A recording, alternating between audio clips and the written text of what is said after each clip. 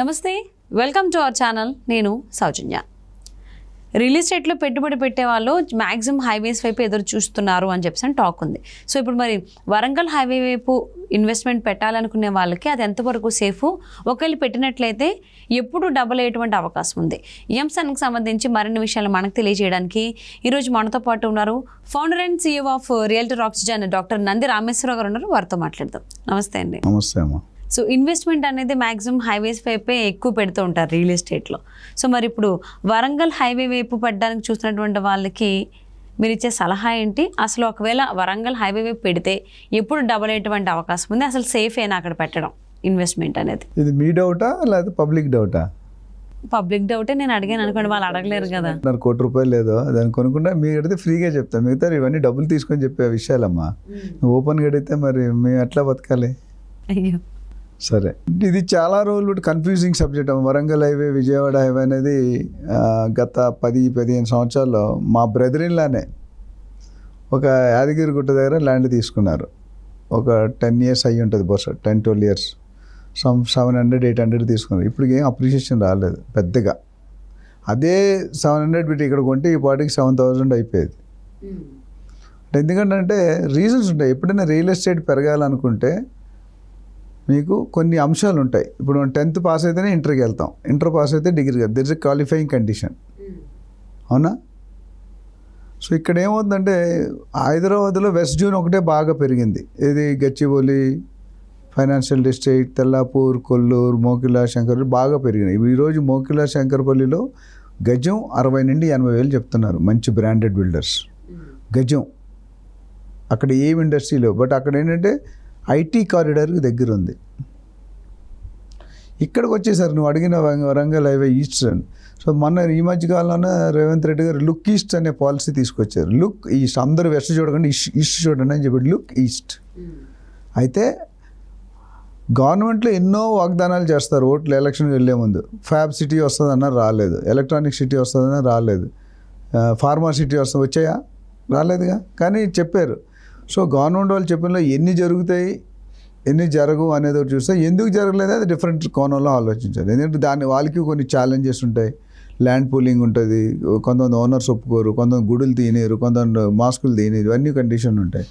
అయితే ఇంటెన్షన్ అయితే ఉంది మన రేవంత్ రెడ్డి గారికి. రేవంత్ రెడ్డి గారు ఏమన్నారంటే గత గవర్నమెంట్ ఒక జోన్లో ఫోకస్ చేసింది. ఇప్పుడు నా ఐడియా ఏంటంటే మొత్తం తెలంగాణ 3 జోన్ల కింద విభజించారు. Up to ORR it is called as urban zone, urban area. From ORR to RRR it is called as suburban area, and RRR to Telangana state border is called as rural area. ఈ మూడింటికి కలిపి plan చేయమన్నారు. ఆయన ఉద్దేశం ఏంటంటే ఇప్పుడు Telangana border నుండి హైదరాబాద్ రావడానికి మనకి దాదాపు 4-5 గంటలు పడుతుంది. ఒక్కసారి RRR కానీ ఆపరేషన్లోకి వస్తే కనుక 1.5 to 2 hours వస్తారు. అంటే ఎంత ట్రాఫిక్, ఎంత టైం. ఇప్పుడు చాలామంది హైదరాబాద్ బయట నుండి హైదరాబాద్ సంవత్సరానికి కొన్ని లక్షల మంది సెటిల్ అయిపోతుంది, వచ్చి కదలట్లేదు హైదరాబాద్లో. ఎప్పుడైతే డిమాండ్ ఎక్కువ ఉండి సప్లై తక్కువ ఉంటే రేట్లు పెరుగుతాయి, సప్లై ఎక్కువ ఉండి డిమాండ్ తక్కువ ఉంటే రేట్లు తగ్గుతాయి. ఇది మెజరింగ్ స్కేల్ ఇది. సో వరంగల్ హైవే పెరగడానికి అనేది నాకు తెలిసి ఇప్పుడు చాలా తక్కువ రేట్లో దొరికిపోతుంది. ఎవరైనా ఒక 10 years వెయిట్ చేసే కెపాసిటీ ఉంటే వరంగల్ హైవేలో పెట్టుకోవాలి. ఇమీడియట్ 3-4 సంవత్సరాలు కావాలంటే నేను సజెస్ట్ చేయను ప్రస్తుతం. ఎందుకంటే ప్రస్తుతానికి ఏ ఇండస్ట్రీ అక్కడ మన వరంగల్ హైవేలో ఏముంది? యాదగిరిగుట్ట టెంపుల్ ఉంది, అది తప్ప చెప్పుకోవడానికి ఏమీ లేవు అక్కడ. ఇక్కడ చెప్పుకోవడానికి ఇప్పుడు ఇందాక నీకు షాద్నగర్కి 100 రీజన్లు చెప్పాను నీకు. సో అదొక మెయిన్. దాని మీద ఇప్పుడు రేవంత్ రెడ్డి గారు ఆల్రెడీ వర్క్ చేస్తున్నారు, అధికారులకు చెప్పారు. అక్కడ కూడా ఇండస్ట్రీ జోన్ ఇమ్మని, స్పెషల్ ఎకనామిక్ జోన్స్ ఇమ్మని, sports city, health city, metro, MMTS ఇవన్నీ కూడా ప్లాన్ చేస్తున్నారు. అయితే టైం పడుతుంది. Mega township, satellite townships. But ఇలా ఎప్పుడు సర్వే చేస్తారు, ఎప్పుడు ఇస్తారు, ఎప్పుడు నివేదిక వస్తారు, ఎప్పుడు ఫైనలైజ్ చేస్తారు, క్యాబినెట్ ఎప్పుడు యాక్సెప్ట్ చేస్తుంది, టెండర్లు ఎప్పుడు పిలుస్తుంది అనేది ఒక పెద్ద సైక్లిక్ ప్రొసీజర్. బట్ డెఫినెట్గా డెవలప్ అవుతుంది. ఈ రోజు కనుక్కొని 2-3 years కావాలనుకుంటే maybe that's not a right area. మీరు 8 to 10 years ఆగాలనుకుంటే it's a right area. So దానికి కావాల్సిన దానికి సన్నాహాలు జరుగుతున్నాయి. డెఫినెట్గా ఇప్పుడు ఈస్ట్ నార్త్ జోన్ అయితే ఆల్వేస్ నెగ్లెక్టెడ్ జోన్ అయిపోయింది. గత 10-15 సంవత్సరాలుగా మనం అనుకున్న హైప్ రేట్స్ ఏం జరగలేదు. ఎందుకంటే ఇండస్ట్రీ రాలేదు. ఇండస్ట్రీ రాకపోతే అంటే ఇన్ఫ్రాస్ట్రక్చర్ పెరగాలి ఫస్ట్. ఇన్ఫ్రాస్ట్రక్చర్ రాకపోతే ఇండస్ట్రీ రాదు, ఇండస్ట్రీ రాకపోతే ఎంప్లాయ్మెంట్ రాదు, ఎంప్లాయ్మెంట్ రాకపోతే కొనుక్కునేవాడు ఉండడు.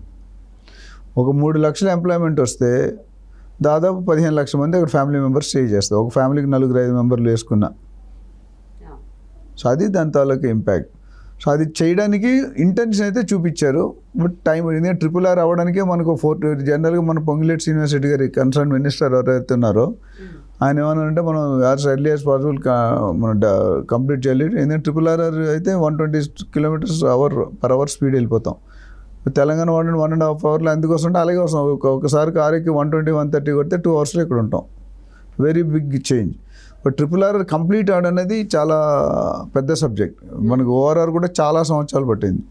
అండ్ మన RRR ఆగిపోయింది ఎందుకంటే కేసీఆర్ గవర్నమెంట్కి బీజేపీకి టర్మ్స్ బాగోలేక కొన్ని ఇబ్బందులు వచ్చి కొన్ని ఆటంకాలు రేవంత్ రెడ్డి గారు వచ్చాక దాన్ని అగ్రెసివ్గా సీఎం అవగానే ఫస్ట్ నెలలోనే 3-4 సార్లు వెళ్ళి బీజేపీ లీడర్స్ని నరేంద్ర మోడీ గారిని, అమిత్ షాని, వీళ్ళందరినీ, నితిన్ గడ్కరీ వీళ్ళందరినీ కలుస్తూ వచ్చారు. ఆ ఉన్న చిన్న ఇష్యూస్ అనేది సాల్వ్ చేసుకున్నారు. తర్వాత నేషనల్ హైవే స్టేటస్ తీసుకొస్తున్నారు. అది కూడా వాళ్ళు సానుకూలంగా స్పందించారు సెంట్రల్ గవర్నమెంట్ వాళ్ళు. ఇవన్నీ చూసుకొని RRR కానీ ఒక 3 years అంటున్నారు గవర్నమెంట్, నేను ఒక 5 to 6 years కంప్లీట్ అయినా ఇట్స్ ఎ గోల్డ్ మైన్. అది కంప్లీట్ అయిన తర్వాత రేట్లు అన్నీ పెరిగిపోతాయి.